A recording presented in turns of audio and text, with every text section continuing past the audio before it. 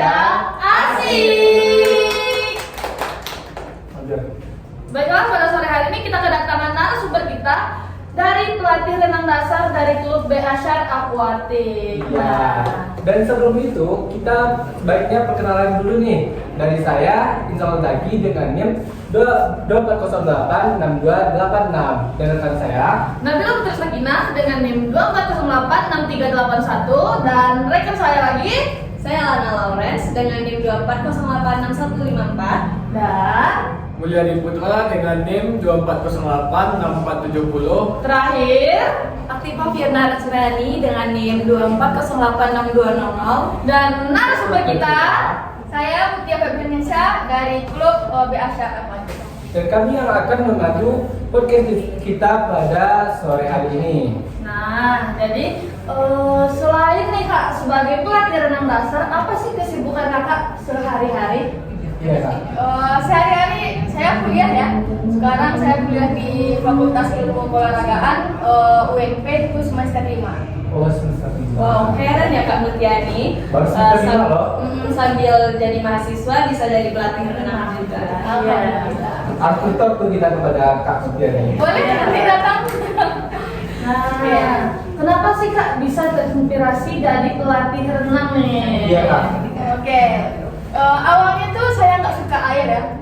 Kenapa saya tuh bisa suka air? Itu kejadiannya tahun 2020. Saya tamat SMA, habis itu saya lanjut penerbangan nih.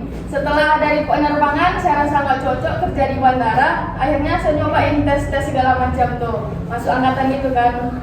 Gagal. Nah pada saat itu saya bimbel. Di sana tuh saya masuk renang privat tuh. Yang laki saya tuh Pak Maisan namanya. Sekarang bapak itu di Bandung. Ya. Jadi karena bapak itu ngajarin saya nih renang nih kayak gini. Karena pada saat bimbel itu setiap harinya renang. Jadi saya terinspirasi nih. Kayaknya kalau mau renang nih enak juga ya gitu kan. Nah makanya pada saat kuliah tuh saya bermula masuk ke UNP Aquatic. Dari UNP Aquatic itu saya pengen ngambil lisensi tapi pada saat itu belum ada. Makanya saya ngambil lisensi wasit dulu, wasit renang. Nah, kami ngambil tahun kemarin 2023 itu di Pekanbaru lisensi J. Makanya sekarang saya senang gemar melatih renang. Jadi sebelumnya tuh Pak Megar tuh jadi penerbangan dulu guys, baru jadi pelatih renang. Nah, jadi kita nih mau nanya-nanya lebih dalam lagi nih Kak. Bagaimana sih Kakak tuh bisa kayak yang terinspirasi sekali nih menjadi pelatih renang? Kayak ada nggak sih kayak Inspirasi Kakak, Kak? kayak bentuk atau mungkin kayak siapa sih idola Kakak nih sebagai pelatih renang atau nggak atlet renang lah gitu ya? Pasti kan ada idolanya tuh, Kak. Kalau atlet renang sih enggak ya. Pelatih itu saya terinspirasi karena di sana tuh saya melihat oh ini ada nih peluangnya. Karena saya kan masih mahasiswa nih. Itu mencari pekerjaan gitu, Kak. Selagi bisa produktif apa salahnya gitu kan? Iya. Buat nambah uang saku juga gitu. Iya. Nah, jadi mahasiswa nih, mahasiswi kalau mau nambah-nambah uang saku, bisa nih jadi Bisa nih. pelatih renang atau nggak gabung nih di klub BA Syar Aquatic. Iya. Nah, jadi bagaimana Kak cara melatih renang yang dari tidak bisa menjadi bisa nih Kak? Oke. Dari melatih renang dari yang tidak bisa menjadi bisa itu simpel ya. Yang pertama itu kita tahu pondasi anak ini dulu. Nah, pondasi anak maksud saya di sini kan anak ini berenang nih, kemampuan awalnya itu gimana? Nih kemampuan motorik anak-anak itu kan beda-beda tuh. Ada anak yang bisa hanya sekedar untuk berenang, ada yang bisa dilanjutkan untuk prestasi. Contohnya prestasi jangka panjang mau dia jadi atlet atau apa segala macam kan. Nah saya bisa tuh lihat, oh ini anaknya masuk golongan ini masuk golongan ini. Setelah dikelompokkan seperti itu, anak ini diajarkan secara bertahap. Nah mengajarkan bertahap maksudnya itu kan nggak mungkin nih kita mengajar anak tuh learning to child. Yang learning to child ini cuma bisa diajarkan dari anak 0 sampai 6 tahun. Nah itu masih dalam fase bermain. Tapi kalau udah learning to train umur 7 sampai 8 tuh dia udah bisa tuh mengenal gaya. Nah caranya itu diajarkan secara bertahap nih. Contohnya bertahap maksudnya di sini kaki dulu. Misalnya pertemuan ini kaki dulu nih. Nah pertemuan besok diulang lagi kakinya. Abis itu kenalkan tangannya bagaimana. Setelah kayak gitu 2 kali pertemuan nih, langkah terakhir nih nafas nih. Nah, nafas nih kayak gini loh dek, kayak gini. Jadi ngajarinnya itu bertahap, tidak mungkin diajarkan kaki hari ini, renang hari ini, nafas juga hari ini. Yang ada anak tuh pola ini gimana sih caranya kayak gini, tidak mungkin kan. Nah setelah bertahap tuh kita sebagai pelatih itu juga harus jadi teladan. Contohnya teladan bagi anak tuh yang pertama itu kan etika. Dalam kolam renang itu kita tidak dibenarkan untuk pipis atau buang air di dalam kolam. Nah, itu ngajarinnya pada anak tuh kalau sebelum berenang bilang, "Dek, kalau mau buang air kecil, air besar, bilang sama kakak, nanti kita ke WC, ke toilet." Nah, itu jadi itu. Yang terakhir itu motivasi kita sama anak ini. Anak ini senang kalau kita puji, makanya setiap dia belajar tuh dia udah bisa kaki. Ih kamu hebat ya, udah bisa kaki, kakak bangga, kasih pujian terus. Nah semakin kita pujian, itu anak tuh akan termotivasi nantinya dengan pujian kita. Jadi semangat itu akan membara pada saat itu. Itu berarti dari yang tidak bisa menjadi bisa. Oh betul. Jadi apa sih yang susahnya bagi kakak sebagai pelatih untuk melatih anak didik kakak? Kalau susahnya itu mungkin berbagai ya. Kalau yang pernah saya alami itu ada anak nih yang dikasih paham, kamu kakinya seperti ini, tapi dia belum bisa menangkap. Mungkin itu respon dari sang anak. Karena kita mengetahui motorik terhadap individual anak-anak itu pasti akan berbeda. Jadi sebagai pelatih itu kita harus butuh kesabaran ekstra. Itu sih. Berarti untuk saat sekarang ini umur paling rendahnya kakak untuk mengajarnya umur berapa? Saya ngajar tuh umur 3 tahun paling rendah. Udah bisa menangkap? Belum, karena umur 3 tahun itu kan learning to chat, masih masuk dalam kelompok learning to chat, itu masih aplikasi bermain di dalam air, tapi diaplikasikan sambil bermain contohnya. Contohnya dan dia nggak mau masukin kepala nih, kasih uang koin. Kamu mau nggak main sama kakak nih, ambil uang koin nih. Otomatis dia ngambil uang koin, kepalanya kan masuk. Nah, di sana kita kasih teknik pernapasan untuk anak tersebut. Jadi dia tuh kayak bertahap gitu ya? Iya, ada tahap-tahapannya. Kalau untuk usia paling tingginya usia berapa? Kalau yang kakak ajarkan untuk saat ini? Saat ini saya megang usia 20 tahun. 20 tahun. Jadi nih teman-teman semua nih kalau ada yang mau gabung juga karena kadang malu ya, kadang udah besar, jadi kayak malu juga gitu. Itu tuh nggak masalah guys. Kadang orang-orang tuh kayak mau lari renang tuh umur berapapun bisa ya kak ya. Nggak ada kata terlambat untuk belajar gitu. Nah, jadi bagaimana sih kak cara ngilangin traumanya nih kak?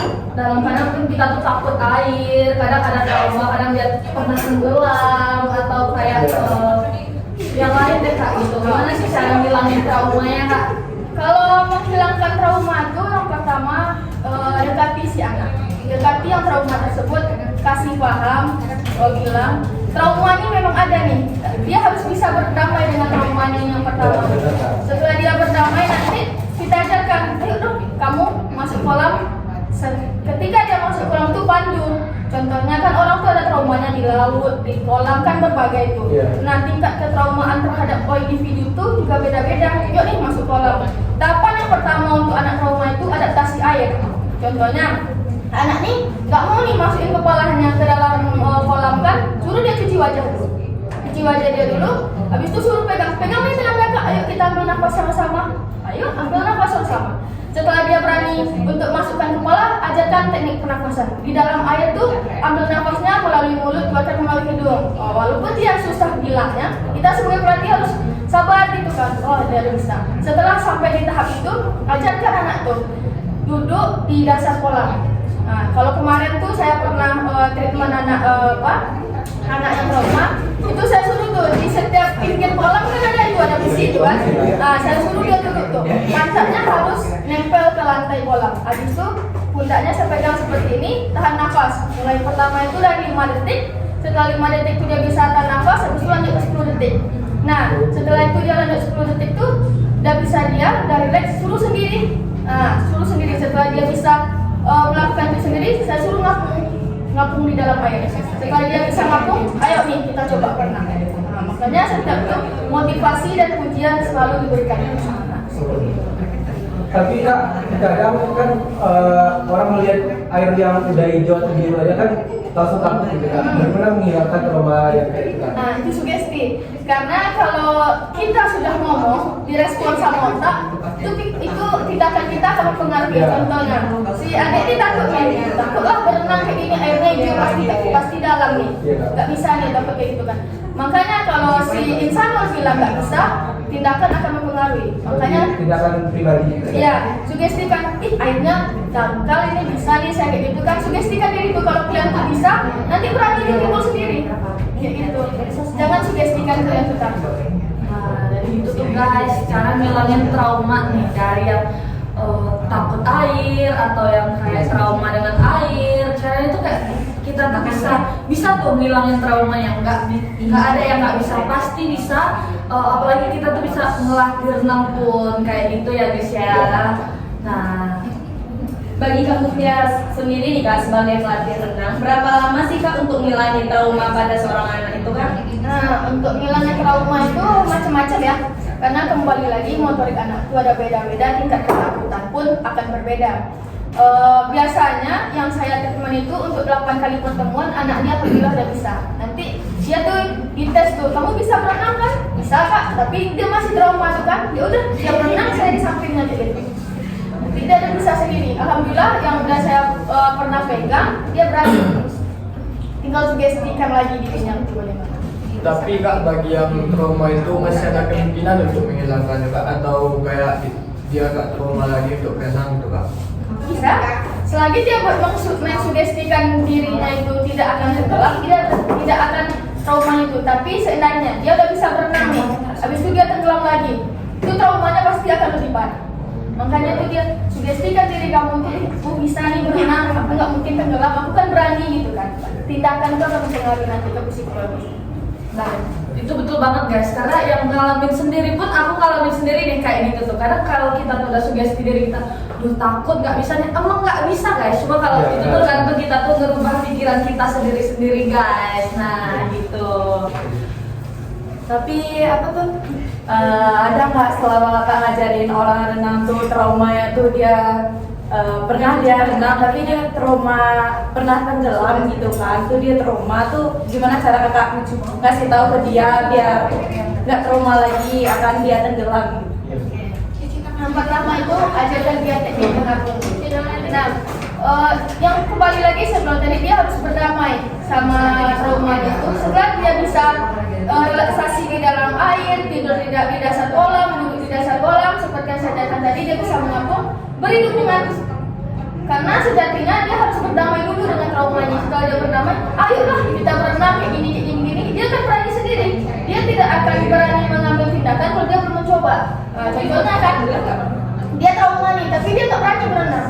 Otomatis dia akan terjebak di zona toksik itu terus kan. Nah makanya setelah beri dukungan, dampingi dia, support dia, ayo ajak berenang. Nanti dia setelah berenang tuh dia kan rasain tuh kedalaman air itu. Kalau tingkat kedalaman kolam itu makin dalam kan tekanannya beda. Dia akan ngerasain.